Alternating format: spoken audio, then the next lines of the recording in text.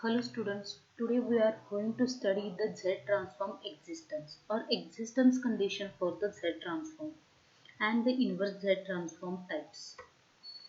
Introduction: a system which has a system function can only be stable if all pole lies inside the unit circle. First we check whether the system is a causal or not.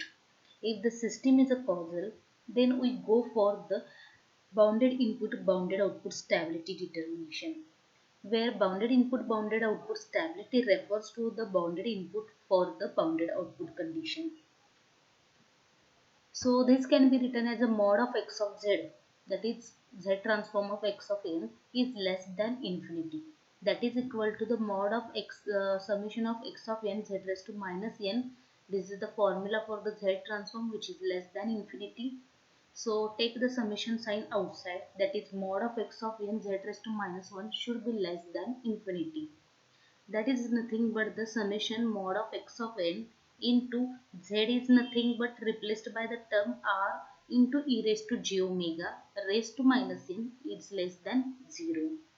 So split this n term and j omega term. So that is summation mod of x of n r raised to minus n, take into the one bracket, and the mod of e raised to minus j omega n is less than infinity.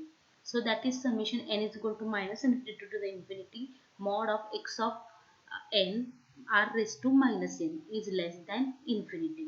And this equation shows the existence or condition for the existence of the Z transform. So the or the mode of the input sequence, that is x of n into r raised to minus n, should be less than your infinity. However, the condition for the existence of the DTFT of a signal, it is nothing but the summation n is equal to minus infinity to the infinity mod of x of n is less than infinity. So this is the condition for the Z transform existence, and this is the condition for the DTFT existence. Let us take the example one. Let us try out the find out the Z transform of the signal, which is given by as a x of n equal to minus of minus 0.5 raised to minus n u of minus n plus 3 raised to n u of n. So that is equal to minus of minus 2 raised to n u of n plus 3 raised to n u of n. So here for minus of minus 2 raised to n. So this minus n it becomes positive n when 0.5 1 by 0.5, so it becomes minus 2. So minus of minus 2 raised to n u of n, that is ROC is the left sided of the left sided and z is less than 2. So for 3 raised to n u of n, the ROC is the right sided and z is greater than 3. So here the z transform of the signal will not exist because there is a no common region, because one region is less than 2 and second region is greater than 3. So there is a no common region is there. So there is a no z transforms exist in this signal. Next one, let us try to find the Z transform of the signal, which gives the x of n is equal to 2 raised to r of n.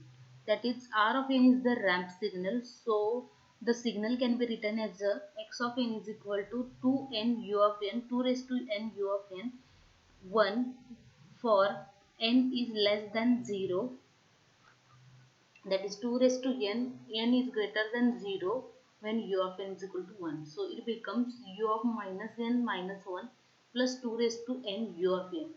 So here the signal u of minus n, 1 minus n minus 1, then the ROC z is less than 1 for the 2 raised to n u of n, and with the ROC is z greater than 2.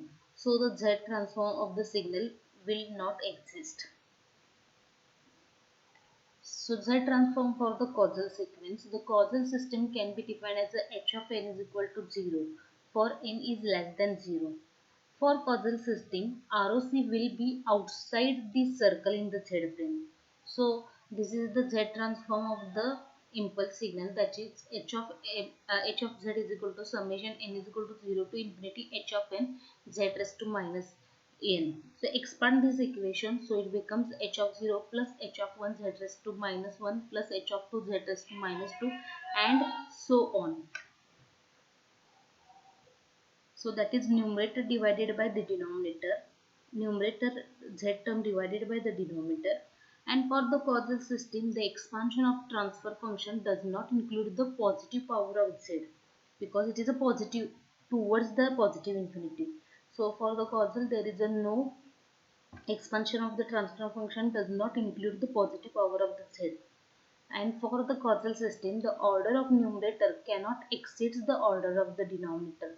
So that means the numerator power is less than the denominator power order.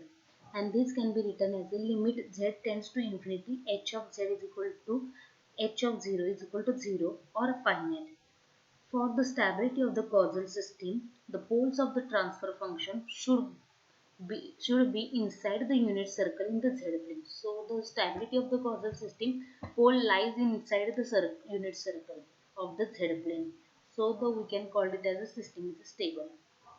And for the z transform for the anti-causal system, that is anti-causal system can be defined as a h of n is equal to 0 for n is greater than or equal to 0.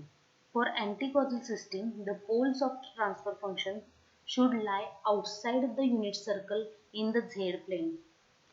For anti-causal system, ROC will be inside circle in the z plane. Inverse Z transform. Formally, the inverse Z transform can be performed by evaluating the Cauchy integral. Cauchy integral. However, for the discrete LTI system, the simpler methods are often sufficient. If we want to analyze a system which is already represented in frequency domain as discrete time signal, then we go for the inverse Z transform, and it can be mathematically expressed as x of n is equal to z raised to minus n x of z. So where x of n is the signal in time domain and x of z is the signal in frequency domain. And if we want to represent the above equation in integral format, we can write as a x of n is equal to 1 divided by 2 pi j Cauchy integral x of z z raised to minus 1 dz.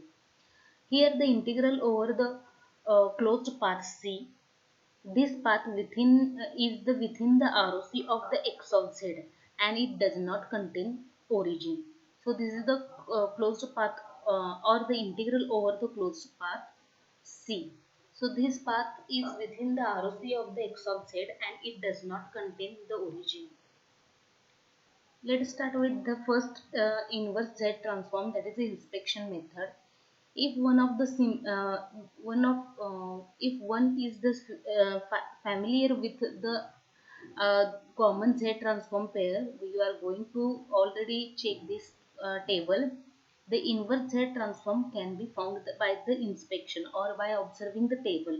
For example, we can invert the Z transform. X of Z is equal to 1 divided by 1 minus 1 by 2 Z inverse, where ROC is mod of Z is greater than 1 by 2. Using the Z transform pair, we can write it directly, that is a raised to n u of n, and its Z transform is 1 divided by 1 minus a into Z raised to minus 1.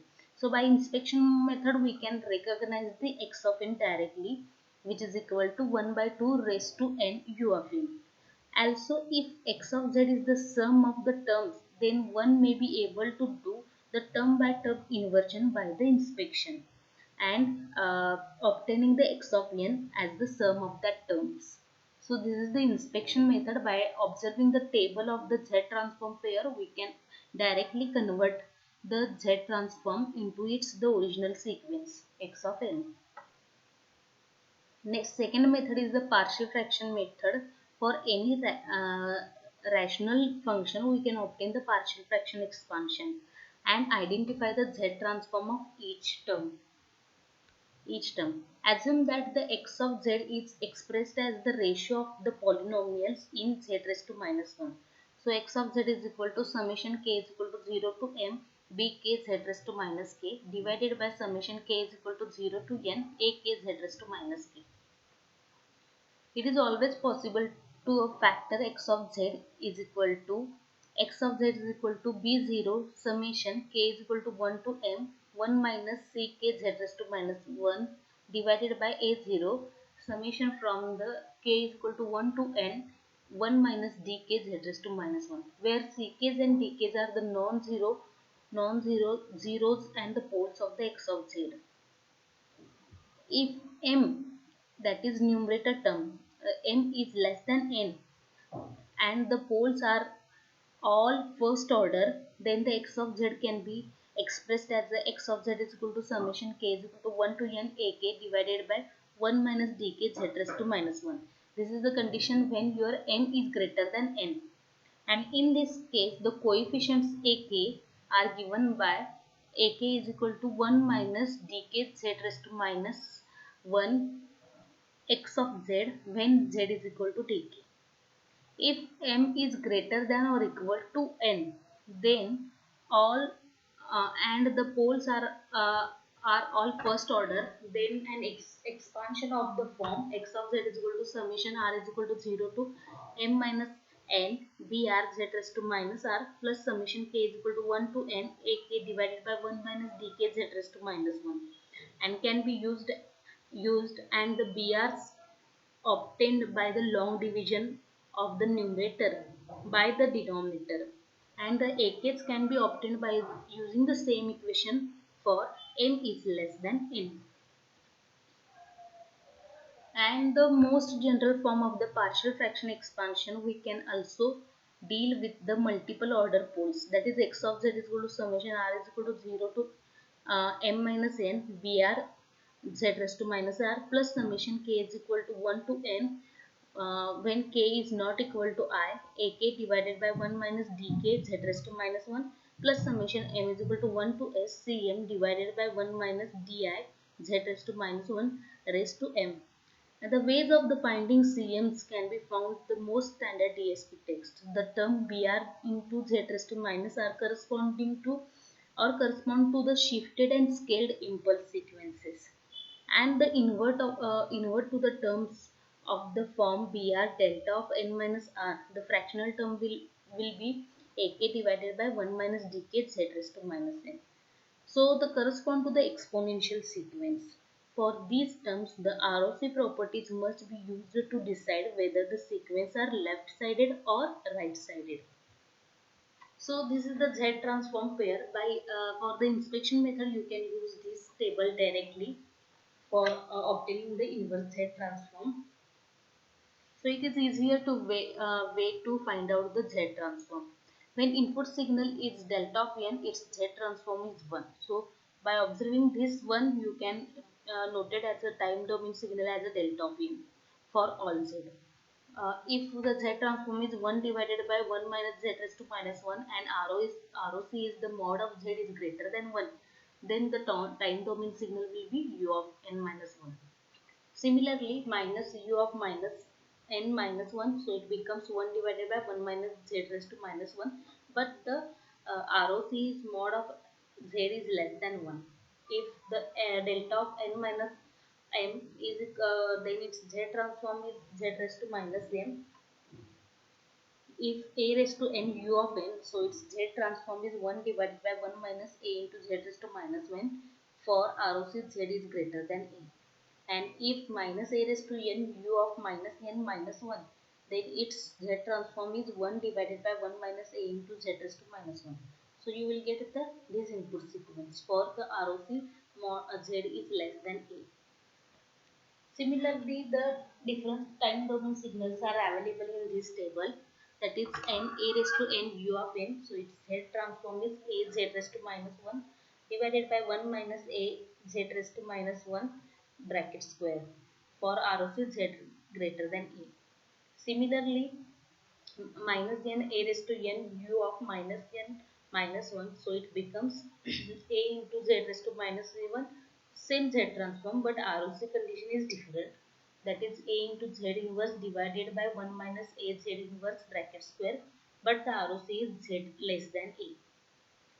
Next, cos of omega n into u of n. So its z transform is 1 minus cos of omega z inverse divided by 1 minus 2 cos omega z inverse plus z square for ROC mod of z is greater than 1. Same for the sine signal. So it becomes sine of omega n u of n, that is equal to 1 minus sine of omega z raised to minus 1 divided by 1 minus 2 cos of omega z raised to minus 1 plus z square, that is mod of z is greater than 1. Next, r raised to n cos of omega 0 omega n u of n, so it becomes 1 minus r cos of omega into z raised to minus 1 divided by 1 minus 2 r cos of omega z raised to minus 1 plus r square z raised to minus 2 for mod of z is greater than mod of r, and so on. So let us take the one example. H of z is equal to 3 divided by 1 plus 3 by 4 z raised to minus 1 for ROC mod of z is greater than 3 by 2. So use the pair number 5. So you can use this equation. So that is a raised to n u of n. Its z transform is 1 divided by 1 minus a into z raised to minus n. For ROC, check the ROC mod of z is greater than mod of a. So here a is the 3 by 4. So directly use this equation. So take the 3 outside. So that is 1 divided by 1 minus minus of 3 by 4 z inverse. So it becomes 3 into minus of 3 by 4 raised to n u of n. Similarly, one more example, when mod of z is less than 3, so your h of n will become minus of 3 minus 3 by 4 raised to n u of minus n minus 1. Similarly, one more example, 1 plus z inverse plus z raised to minus 3 and ROC is mod of z is greater than 4. So that is nothing but the delta of n minus m. Z inverse is z raised to minus n. So you can use this, that is h of n is equal to delta of n plus delta of, this is nothing but the delta of n minus 1, this is nothing but the delta of n minus 3. So you can obtain the inverse Z transform by the inspection method. Next type of the inverse Z transform is the partial fraction expansion. Here the h of z can also has the different forms than all listed pairs in the Z transform table. The h of z needs to be rearranged to become alike with the form listed in the table. So here h of z you should rearrange so that the pair table can be referred. This can be done by performing the partial fraction expansion. So in general, the transfer function h of z is nothing but b0 plus b1 z inverse plus b2 z inverse z raised to minus 2 and so on up to bm z raised to minus n divided by a0 plus a1 z raised to minus 1 plus a2 z raised to minus 2 up to an z raised to minus n. So you can reduce this equation like summation k is equal to 0 to m bk z raised to minus k divided by summation k is equal to 0 to n ak z raised to minus k. So the partial fraction expansion based on the equation in the three classes. So it can be classified in the three classes. When n is greater than m, for all poles are the different. When m is greater than n and all poles are the different, and one more than one poles are the similar. More than one poles are the similar. So these three conditions can be used for partial fraction expansion. So let us take the first condition, n is greater than m and all poles are different.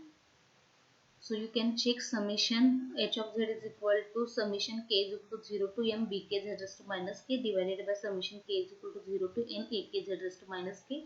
So the summation k is equal to 0 to m where n is greater than m. So bk z raised to minus k divided by summation k is equal to 1 to n 1 minus dk z raised to minus 1.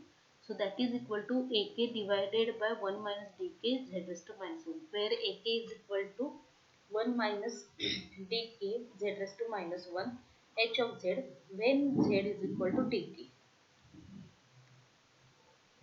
So let us take the example h of n is equal to, find the h of n where h of z is 1 minus 2 z raised to minus 1 divided by 1 minus 5 by 6 z raised to minus 1 plus 1 by 6 z raised to minus 2 where mod of z is greater than 1 by 2.